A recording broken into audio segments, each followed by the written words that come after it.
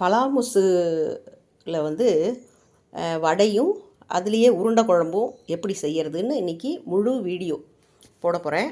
அதுக்கு தேவையானதெல்லாம் நான் நறுக்கி வச்சுருக்கேன். இது பாதி இது குழம்புக்கு, பாதி வெங்காயம் வந்து அந்த வடைக்கு போடணும் அந்த உருண்டையில். இதே தான் உருண்டை மாவும் இதுவே தான் வடைக்கும் செய்ய போகிறேன். இதில் வந்து பூண்டு ஒரு 5-6 பல் இருந்தால் போதும். அதை பொடியாக நறுக்கி வச்சுருக்கேன். இது வந்து அந்த உருண்டை மாவில் போடுறதுக்கான பச்சை மிளகா. அப்புறம் இது வந்து குழம்புல அந்த உருண்டை குழம்புக்கு தேவையான பச்சை மிளகா. 2 பச்சை மிளகா தான். இப்போ வர பச்சை மிளகாலாம் பெருசு பெருசாக வருதா, அதனால இவ்வளோ பெருசு இருக்குது, நிறையா இருக்க மாதிரி இருக்குது. 2 பச்சை மிளகா தான். இது ஒரு பெரிய தக்காளி ஒன்று. அப்புறம் இது கருவேப்பிலை கொத்தமல்லி, இது கடைசியாக தான் யூஸ் பண்ண போகிறோம். அப்புறம் இது வந்து துவரம்பருப்பும் கடலைப்பருப்பும் ரெண்டும் ஒரு டம்ளர் ஈக்குவலாக எடுத்து ஊற வச்சு ஒரு 2 மணி நேரத்துக்கு மேலே ஊற வச்சுருந்தேன். ஊற வச்சுட்டு அதில் ஒரு 4 சிவப்பு மிளகாய், உப்பு, சோம்பு இதெல்லாம் போட்டு கொரகொரப்பாக அரைச்சி வச்சுருக்கேன். ரொம்ப நைஸாக அரைக்கக்கூடாது, கொஞ்சம் கொரகொரப்பாக அரைக்கணும். அப்புறம் குழம்புக்கு தேவையான புளித்தண்ணி கரைச்சி வச்சுருக்கேன். இது குழம்புல ஊற்றுறதுக்கு தேங்காய், சோம்பு, ஒரு 4 முந்திரி பருப்பும் போட்டு அரைச்சிருக்கேன். இதில் பலாமுசு வேக வச்சு அதை வந்து ஆறுனதுக்கப்புறம் இந்த மாதிரி அரைச்சி வச்சுருக்கிறேன். இது ஒரு பாதி பலாமுஸ் தான், பிஞ்சு பலாமுஸாக எடுக்கணும். அதை வந்து வேக வச்சு இந்த மாதிரி அரைச்சிட்டு இதை வந்து அந்த வடை மாவில் நார்மலாக நம்ம செய்கிற அந்த மசால் வடை தான், அந்த மாவு தான் அது, அதில் இதை வந்து கலந்துடணும். இதை மிக்ஸ் பண்ணி வடையாக தட்டி போட வேண்டியது. இது பருப்பு ஊற வச்சுருந்த தண்ணி. அந்த தண்ணியை வேஸ்ட் பண்ணாமல், ஏன்னா பருப்போட சத்து பூரா இதில் தான் இறங்கியிருக்கும், அதனால் அந்த பருப்பு ஊற வச்ச தண்ணியை இதில் வச்சுருக்கேன். இதை குழம்புக்கு யூஸ் பண்ணிக்குவேன். இந்த மாதிரி அடி கனமான பாத்திரமாக, இது வந்து ட்ரைப்ளை சட்டி. இது மாதிரி வாங்கி இதை வந்து நீங்கள் அடுப்பில் வச்சு இதில் இந்த மாதிரி அகலமான பாத்திரத்தில் நீங்கள் பண்ணாதான் உருண்டை வந்து ஒன்றோட ஒன்று ஒட்டிக்காமல் தனித்தனியாக நிற்கும். அதுக்காக தான் இந்த மாதிரி அகலமான பாத்திரம், நல்ல பெரிய பாத்திரமாக வச்சு தான் செய்யணும் உருண்டை குழம்பு. கடலெண்ணெயில் தான் செய்கிறேன். பாத்திரம் சூடானதுக்கப்புறமா கடலெண்ணெய் ஒரு 3 ஸ்பூன் அளவுக்கு இப்படி ஊற்றினா போதும். தாளிக்கிறதுக்கு பட்டை, ஒரு பிரிஞ்சி இலை, 2 கிராம்பு, அப்புறம் இது வந்து மராட்டி முக்குன்னு நினைக்கிறேன், இது வந்து இந்த ஸ்டார் பூ, இதெல்லாம் எடுத்து வச்சுருக்கேன். இவ்வளோ தான், 2 கிராம்பு தான் நான் எடுத்து வச்சுருக்கேன். கொஞ்சமாக தான் போடணும் எல்லாம்.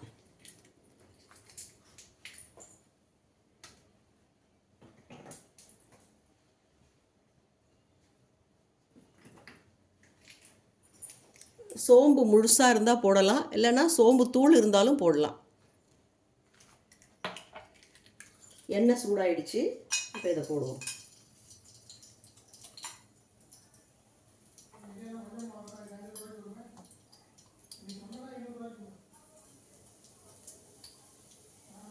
சோம்பு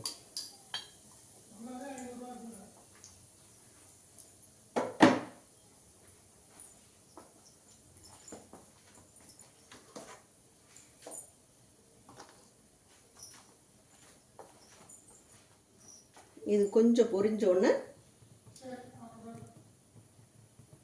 இந்த பச்சை மிளகா, 2 பச்சை மிளகா தான் அது, ஆனால் ரொம்ப பெருசாக இருந்தது பச்சை மிளகா. இந்த வெங்காயம் வந்து இந்த மாதிரி பொடியாக நறுக்கிக்கணும். ஒரு 100 கிராம் அளவுக்கு வெங்காயம் போடணும். அதில் போடணும்.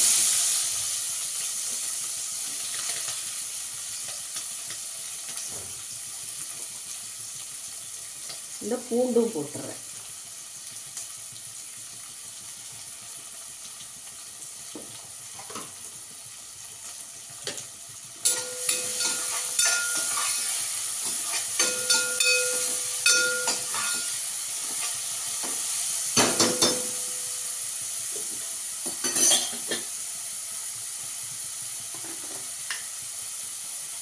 மஞ்சத்தூள்,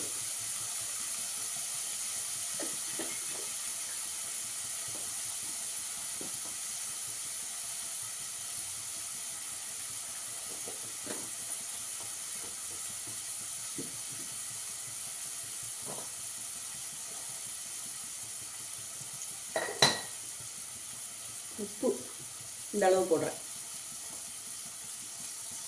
உப்பு நீங்கள் உங்களுக்கு எவ்வளோ தேவையோ அந்த மாதிரி நீங்கள் வைக்கிற குழம்புக்கு தகுந்தது அளவு பார்த்துட்டு நீங்கள் போட்டுக்கோங்க. நான் இன்னும் கொஞ்சம் எண்ணெய் சேர்த்துக்கிறேன். கடலெண்ணெய் தான் நான் சேர்க்குறேன்.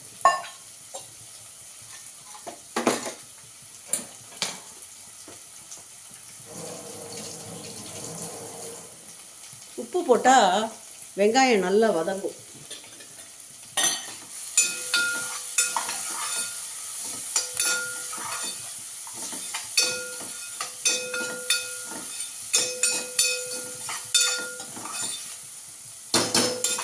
அடுத்தது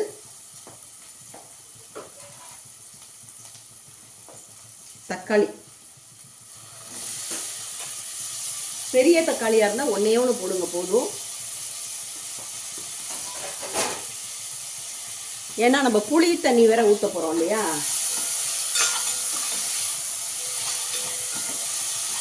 நல்லா செவக்க வதங்கணும். நல்லா வதங்கி சுருண்டு வரட்டும். வெங்காயம் வதங்கினதுக்கு அப்புறம் தான் தக்காளியை போடணும்.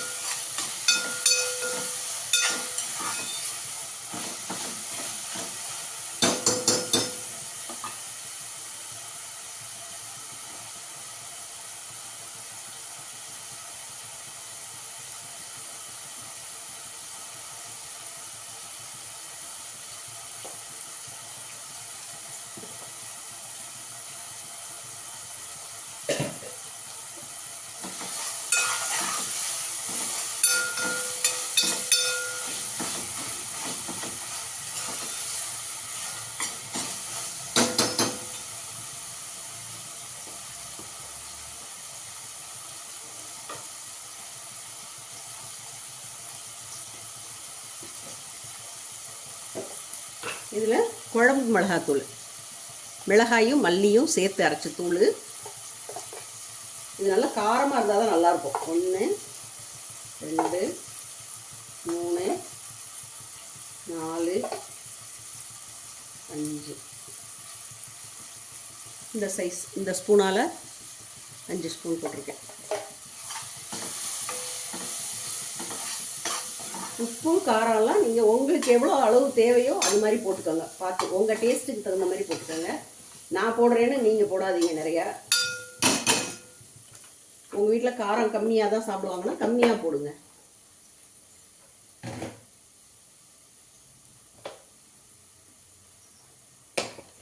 எண்ணெய் பத்தலை, இன்னும் கொஞ்சம் ஊற்றிக்கிறேன்.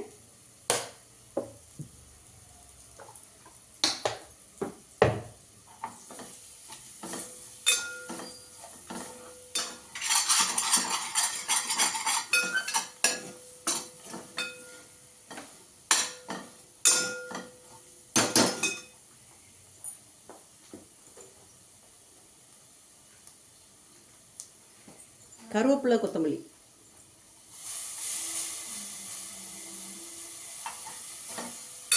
கொத்தமல்லி நிறையா இருந்துச்சுன்னா கடைசியாக கூட குழம்பு வச்சு முடிச்சோன்னு ஒரு தடவை சேர்த்துக்கோங்க.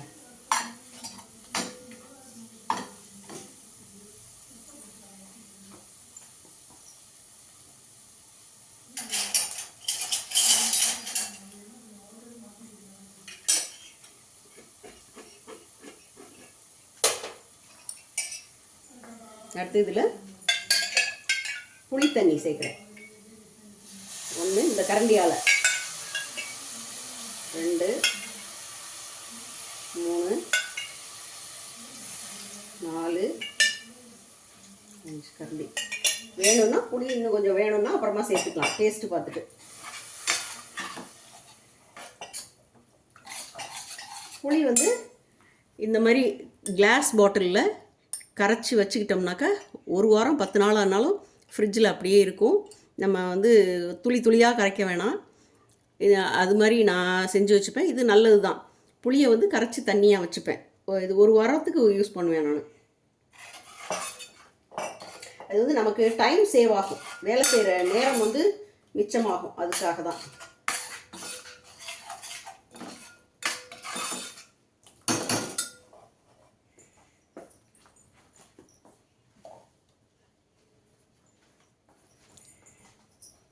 இந்த தேங்காய், சோம்பு, முந்திரி பருப்பு இது 3 சேர்த்து அரைச்ச விழுது, இதையும் சேர்த்துக்கிறேன்.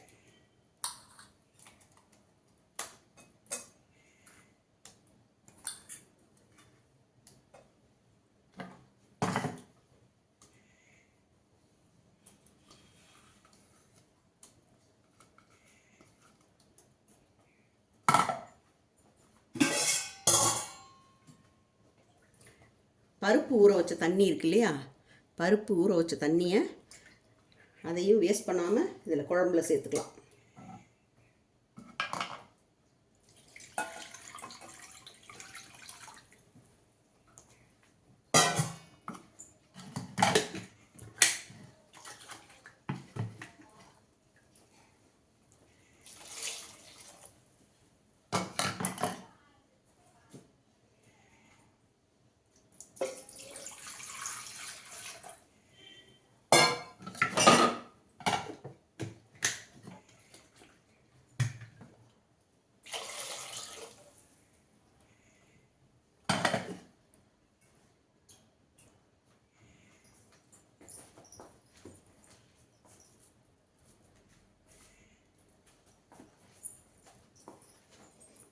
இந்த பருப்பு ஊற வச்ச தண்ணியில் இது வடை மாவு அரைச்சேன் இல்லையா, நம்ம உருண்டை மாவு, குழம்புல போடுற உருண்டை, அதை கொஞ்சம் கரைச்சி விட்டு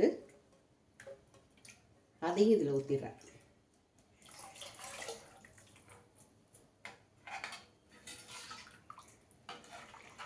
ஒரு திக்னஸ் கிடைக்கும் குழம்புக்கு.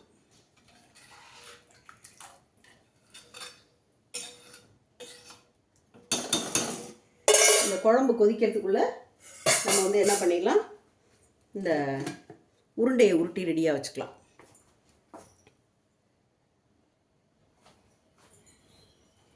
இந்த பருப்பு, துவரம்பருப்பும் கடலைப்பருப்பும் வந்து இதில் வந்து சோம்பு ஒரு 4 சிவப்பு மிளகாய் சேர்த்து அரைச்சிருக்கேன். இதில் உப்பு போடலை, இப்போ தான் உப்பு போட போகிறேன்.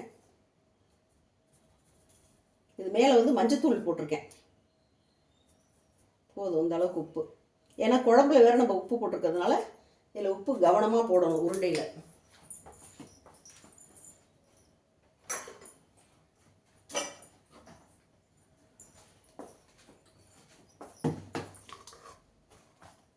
இது வெங்காயம் பொடியான இருக்குல்ல, வெங்காயம் சேர்க்குறேன். பச்சை மிளகாய் 2 இந்த மாதிரி ரவுண்டாக நறுக்கிக்கணும், பொடியாக நறுக்கி போடணும்.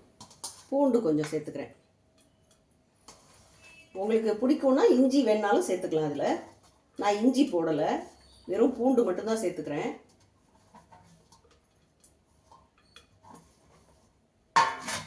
இந்த கருவேப்பிலை, கொத்தமல்லி,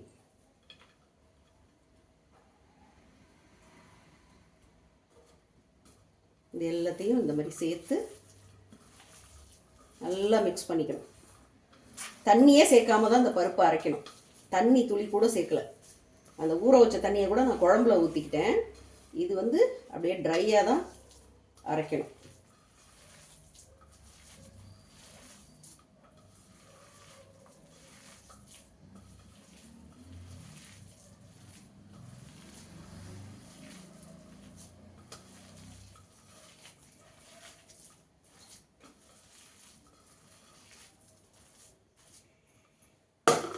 இதை குழம்புல போட்டுடுறேன். இந்த மிச்சம் இருக்க கருவேப்பிலை, கொத்தமல்லியை இதில் போட்டுறேன். இது கொஞ்சம் போதும்.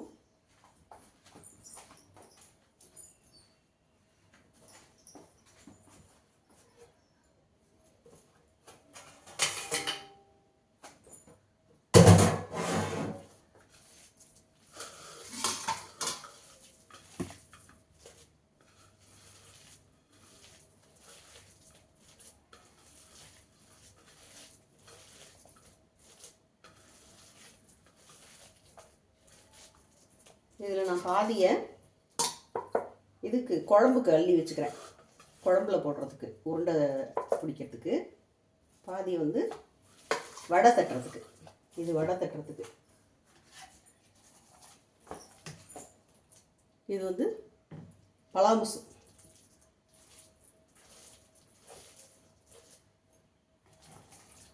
இந்த தடவை கொஞ்சம் அதிகமாக வேக வச்சிட்டேன், அதனால ரொம்ப குழஞ்சி போச்சு.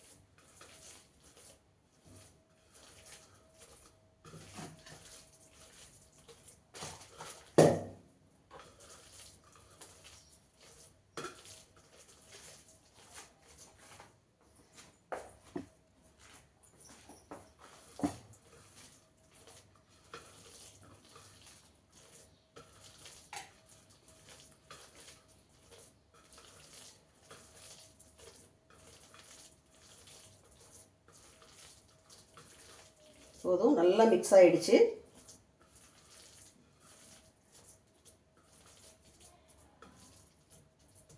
இது வடைக்கு, வடையாக தட்டி எண்ணெயில் போட்டு எடுக்கிறதுக்காக இது. இது உருண்டை. இதை குழம்புல அப்படியே டைரெக்டாக உருட்டி அப்படியே போட போகிறேன். சில பேர் வேக வச்சு போடுவாங்க அந்த உருண்டையை. நம்ம குழம்பு நல்லா கொதிக்கும் போது தளன்னு கொதிக்கிற நேரத்தில் இதை போட்டோம்னா உடையாது, அப்படியே முழுசாகவே தான் இருக்கும். நல்லா இந்த மாதிரி உருட்டிக்கணும், நல்லா பிசைஞ்சிக்கணும், மிக்ஸ் பண்ணிக்கணும். இல்லாட்டி ஒரு பக்கம் உப்பு இருக்கும், ஒரு பக்கம் காரம் இருக்கும், சரியாக மிக்ஸ் ஆகாமல் இருந்துச்சுன்னா. எப்போவும் உப்பு போட்டே தான் அரைச்சிடுவேன், மறந்துட்டேன், உப்பு போடாமல் அரைச்சிட்டேன். அதுக்கு நிறையா இருக்குது. இப்போ குழம்பு நல்லா கொதிக்குது. உருண்டையை வந்து இந்த சைஸில் உருட்டி வச்சுருக்கேன். இதை விடவே இன்னும் சின்னதாக கூட உருட்டலாம். ஏன்னா குழம்புல போட்டோன்னா இது வந்து என்ன ஆகிடும்னா பெருசு பெருசாகிடும். நல்லா வெந்தோன்னே பெருசாகிடும். குழம்பு பாருங்கள் இப்படி கொதிக்கணும். மீனுக்கு குழம்பு கொதிக்குது இல்லை, அந்த மாதிரி கொதிக்கும் போது போடணும். இதை வேக வச்சு போடணுன்னு அவசியம் இல்லை. இந்த மாதிரி கொதிக்கிறப்போ டைரெக்டாகவே அப்படியே போட்டுடலாம். பச்சை மாவு தான் நான் போடுறேன், வேகெல்லாம் வைக்கல.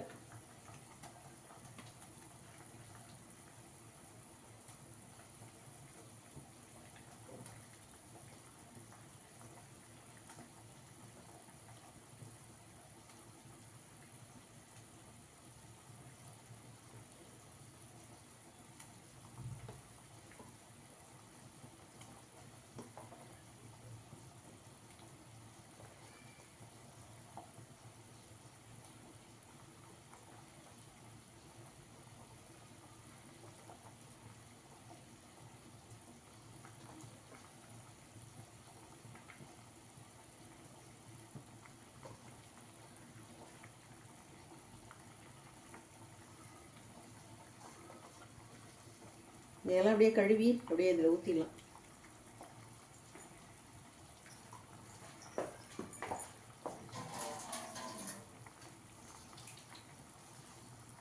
உருண்டையை போட்ட உடனே கிண்டியெல்லாம் விடக்கூடாது, குழம்ப வந்து தொடவே கூடாது. கொஞ்ச நேரம் அப்படியே வச்சுருங்க. வெந்ததுக்கப்புறம் இது பண்ணிக்கலாம். இந்த தட்டில் பருப்பு ஒட்டியிருக்குல்ல, அதை கூட நான் கழுவி அதில் ஊற்றிடுறேன்.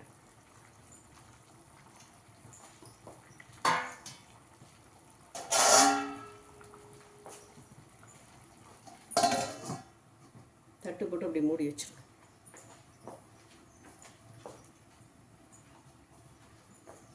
இது வடைக்கு எடுத்து வச்சுருக்கேன், வடை தட்டி போடுறதுக்கு.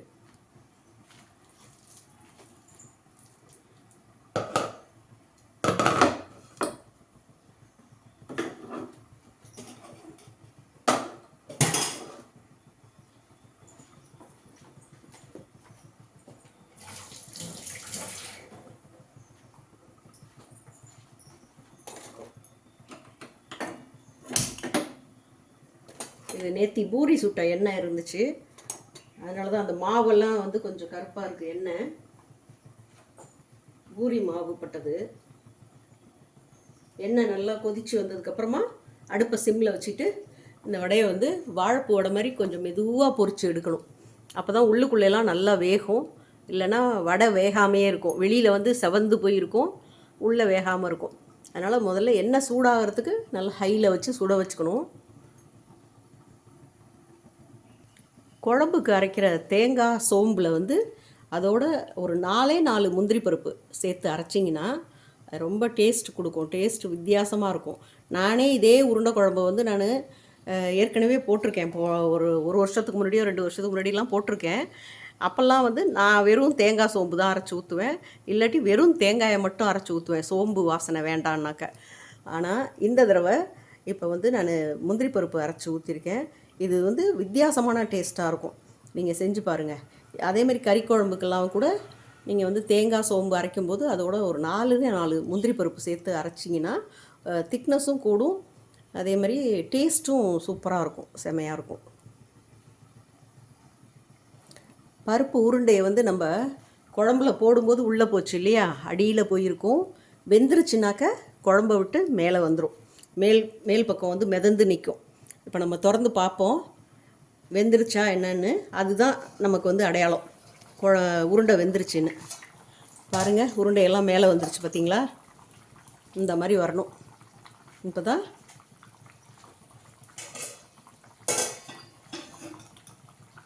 உருண்டை வெந்துருச்சுன்னு அர்த்தம். குழம்பும் நல்லா கொதித்து கெட்டி ஆயிடுச்சு. இப்போ தான் கரண்டி வைக்கணும். உருண்டையை போட்டவுடனே கரண்டி வச்சு கிண்டி விடவே கூடாது. கிண்டி விட்டோம்னா உருண்டையெல்லாம் உடஞ்சி போயிடும். கரைஞ்சி குழம்புலேயே கரைஞ்சி போயிடும் உருவம் இல்லாமல். சரிங்களா? எப்படி இருக்கு உருண்டை குழம்பு?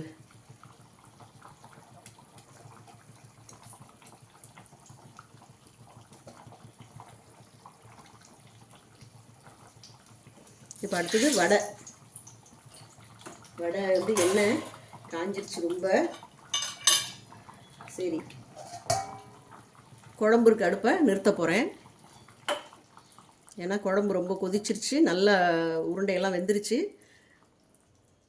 இப்படி மூடி வச்சிட்டோம்னா இன்னும் இருக்கிற சூட்லேயே இன்னும் நல்லா வெந்துடும். குழம்பு ரெடி பண்ணியாச்சு. இப்போ நான் வடை போட போகிறேன்.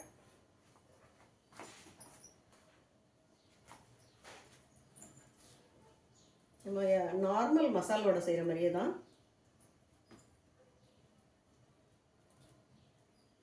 நான் அதை கொஞ்சம் மெல்லிசாக தட்டுவேன். ஏன்னா கனகனமாக தட்டினா உள்ளே வேகாதுன்னு சொல்லிட்டு, அதனால் கொஞ்சம் மெல்லிசாக தான் தட்டுவேன்.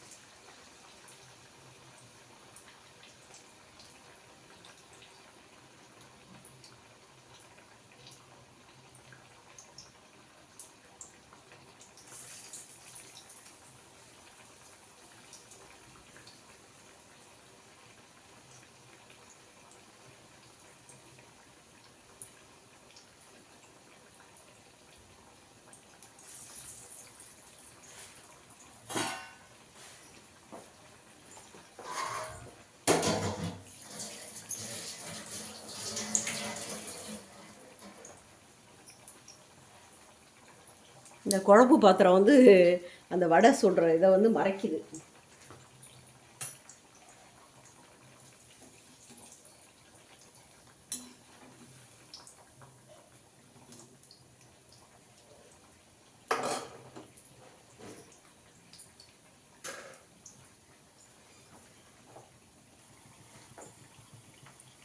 சிம்மில் வச்சு வேக வச்சிங்கன்னா தான் மாவு உள்ளெல்லாம் நல்லா வேகும் வடைக்குள்ளே. இல்லைன்னா மேலே அப்படியே சிவப்பாக இருக்கும், உள்ளுக்குள்ளே பார்த்தா மாவாக இருக்கும். அதனால் கொஞ்சம் பொறுமையாக தான் சுட்டு எடுக்கணும். இதை வடையும் வெந்துருச்சுனாக்கா அந்த சலசலப்புலாம் அடங்கி அப்படியே மேலே மிதக்கும் வடை.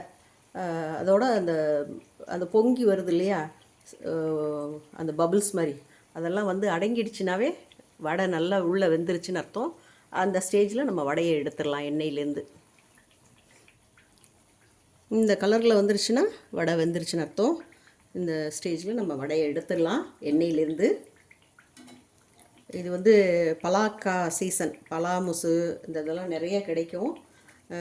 பிஞ்சு பலாமுசு இருக்கு இல்லையா, அது கிடச்சிதுன்னா வாங்கி இந்த மாதிரி நீங்களும் செஞ்சு பாருங்கள். வாழைப்பூ வடை செய்கிற மாதிரியே தான் இதுவும், ஒன்றும் கஷ்டம்லாம் கிடையாது. அதே மெத்தடு தான்.